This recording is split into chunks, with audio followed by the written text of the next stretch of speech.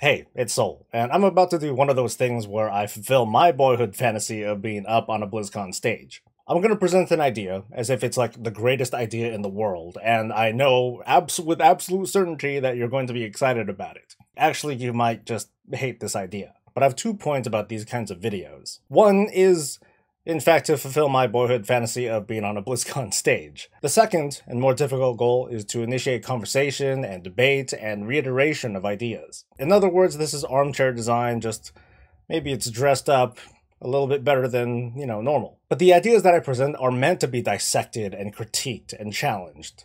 Shit on, maybe. I might think this idea is great, it might be my champion, like my baby. But of course, I'm prepared to drop this idea or reiterate or just treat it like a trash baby. Okay, bad joke. Let's just move on, shall we? Hey everyone, I'm Soul, and I'm a game designer, at least in my head. Today, I'm going to go over one of the new ideas that we have about endgame progression systems. Over the years, we've seen endgame change drastically, like the swing of the pendulum, as many might be familiar with that analogy. In Legion, the pendulum swung in the direction of having awesome randomized rewards. We also understand that the randomness also meant a big loss of control in part of players who take a lot of value in character planning, min-maxing, that sort of thing. From your feedback, we've also seen that while we've succeeded on nailing those awesome moments when you get a high-level Titan Forge or a legendary, it was counterbalanced with those not-so-awesome moments when that didn't happen. So over the course of Legion, we've been getting all this feedback and have been thinking of how the pendulum ought to swing this time around. There are a few goals that we're trying to hit. One is to give control back to players. Choice is of utmost importance to us. 2 is to continue giving content a strong feeling of relevance over the course of an expansion, which Legion did succeed in doing.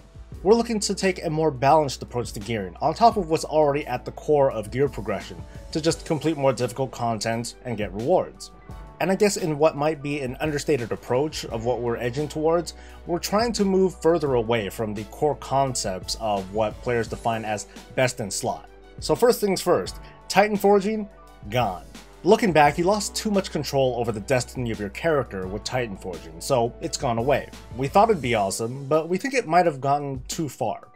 There was just a bit too much chaos and not enough actual choice, but to keep playing for the sake of not just getting your best item, but the best version of that item. Your feedback told us that the nearly unlimited potential also equated to an unrealistic goal. Planning a goal means a lot to players, and we want to give that feeling of fulfillment back, but make it more interesting too. Keeping content relevant is important. Looking back on Legion, it was nice to see a random low-level world quest or a dungeon boss have a chance to give you something really cool. But that was just a bonus on top of what was really important, which is the reason why you did that quest and dungeon in the first place. Mythic Keystones have proven to be very successful at handing out appropriate rewards, and the randomized scaling rewards from world quests have given players a reason to go back and do them in later patches. Titan Forging was an excessive step in what's otherwise the right direction, so it's no longer needed. On an important side note though, War Forging will stick around, and we'll touch on that a little bit later. So I want to elaborate more on giving control back to players before we get into the meat of things. There are 2 big things the team wrestles with when it comes to gear progression over the course of a patch or an expansion, and that's the randomness of drops versus the pacing in which we gave out gear. We hear a lot of feedback that's oversimplified into buzzwords like RNG and time gating, when these things have been in the game since before the game was launched, and maybe not as pronounced as they are now. The randomness is meant to give a feeling of excitement when the great thing dropped, and this is further enhanced by the less exciting feeling when a not so great thing dropped, or even nothing. And we realized that in Legion, the bad tended to outweigh the good, because even when you did get that item you wanted, it was followed by additional fulfillment criteria like, was it Titan Forge, does it have a socket, and so on. Even worse, the fulfillment of getting that awesome item went away once you knew that there would be an even better version of it in the next patch. It made the age-old comparison of MMOs to hamster wheels all the more relevant, and that wasn't our intention.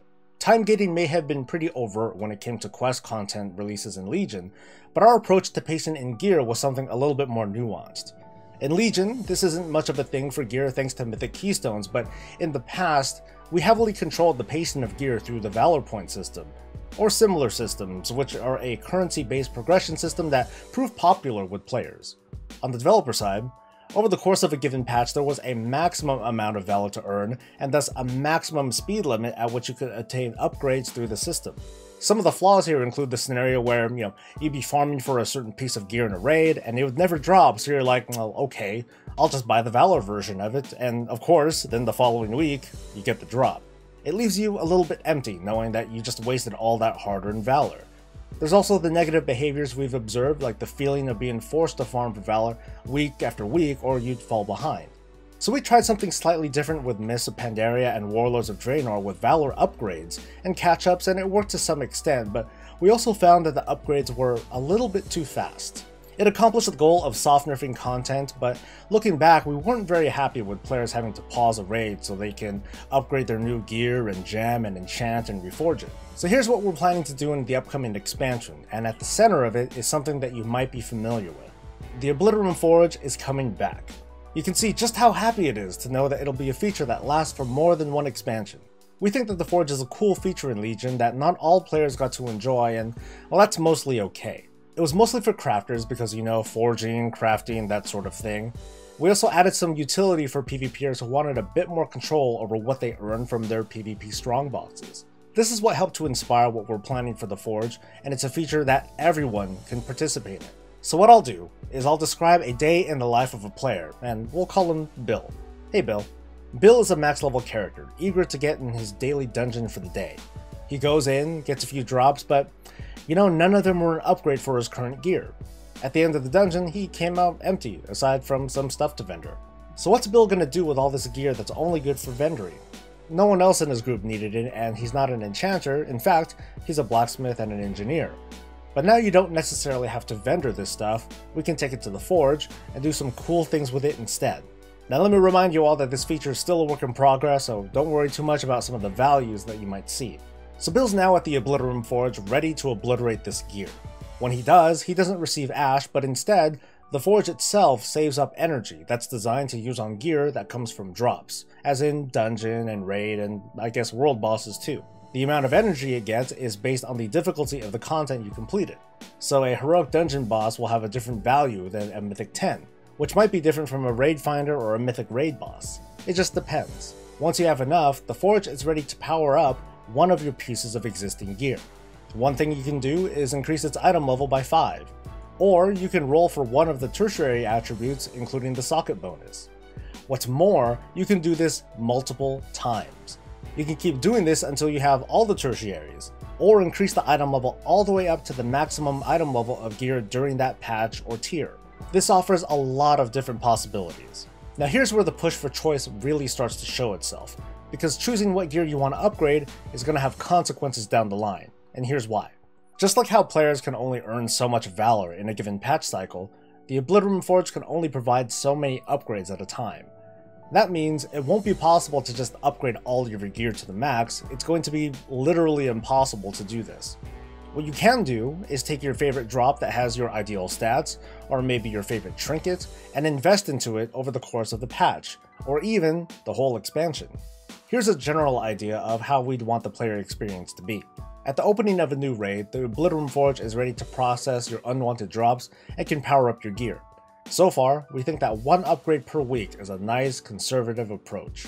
We like players to participate in content, but we don't want to make you feel like you have to grind just for the Forge. The Forge is not meant to be the centerpiece of this expansion. On top of that, we don't want to make you feel like you have to grind each week so you don't miss out on an upgrade. So we'll make it so that you can always put in as many upgrades as the next person. So if you're 5 weeks behind, you'll still have 5 opportunities to upgrade your gear. You just have a lot of obliterating to do.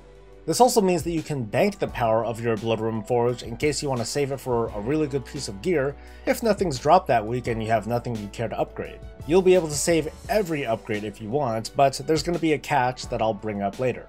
So here's Bill, and it's week 1 of the new raid, with the Obliterum Forge fired up and ready to go. Bill fills up the Forge with unwanted gear until it's ready to provide an upgrade. But Bill hasn't gotten any good gear this week, so he can bank this upgrade until he gets something good. Sure enough, he gets a really awesome Warforged drop the following week. Warforging is going to be pretty powerful this time since it gives that 10 item level upgrade, which saves 2 weeks worth of upgrades. So he uses the Forge to randomly roll for both a gem socket and an avoidance stat. Yay. Rolling for tertiaries means that you'll get one of the random traits, and they're additive. You'll eventually get all of them if you want it. So if you want, and if you're pretty lucky, having every piece of gear with a gem slot is possible. As the weeks go by, Bill gets more and more drops as well as upgrades for his gear. Throughout this time, there might be an occasion where he upgrades a piece of gear by a stroke of luck or skill because he managed to get into a pug and got a few mythic drops that are much better than some of the gear that he invested into. Now we're okay with that happening sometimes, even if it does feel like a wasted upgrade. But those are the choices that Bill made. So more weeks go by and Bill has a few upgrades banked, but next week is the start of a brand new raid. To prevent situations where players just keep banking upgrades, we're going to reset the forge every time a new raid comes out. So Bill had better spend those upgrades before then. We get that even that could create an unhappy situation for a player who might have been on break or for some reason just couldn't spend their upgrades before the forge resets. So we're going to cut a bit of slack and still allow you to use those old upgrades, but only on gear that you already possess. The old upgrade credits aren't going to work on any new drops even if they're from older content, so just spend it. Part of our excitement for this system is that it's not perfect. It's going to give players hard choices to make. It rewards players who have been around toiling at the forge since the start of the expansion, but it doesn't exactly punish those who haven't. Falling behind is a realistic scenario to happen in an MMO like WoW, especially when we have catch-up mechanisms designed for returning players and alts or people switching mains. We realize that by the end of the expansion, there might be players rocking the favorite trinket of their class and spec that has the maximum item level and every tertiary stat that other players will find it to be impossible or almost impossible to build up on their own, either because they came into the expansion at a later time or they invested their upgrades into different gear. And we think that it could be a really cool thing to have this certain piece of gear be unique to you. Thanks to the occasional forge resets, it makes it less punishing for players who happen to switch mains over the course of the expansion. As we move from patch to patch though, we'll be monitoring to see if a certain trinket or set bonus is too powerful, and maybe do something similar in Legion like nerf some of these set bonuses before the new raid. In other words, just trust us, because we always nail balance every time. Oh, and one more thing, you'll be able to rename your gear too. It's just a little bit of flavor, but we think it underlines really owning the destiny of your gear. Other players won't be able to see that you named your bracer after grandma and grandpa, but hey, you know what, go ahead. This feature is personal for you. So to summarize, the complement to gear progression in this expansion won't be Titan forging, but instead a forge to give players both a form of customization and choice. With that will be consequences. There are limits to how many upgrades you can apply, which makes this a very conservative system. It's not a path to a high item level. The path to high item level is always going to come from completing difficult content. But we do think that at a limited level, it'd be awesome to feel like you've invested into a great piece of gear from a humble dungeon that ended up carrying you all the way to the end of the expansion. If you have questions, too bad, because none of this is real. Share your thoughts and stay breezy.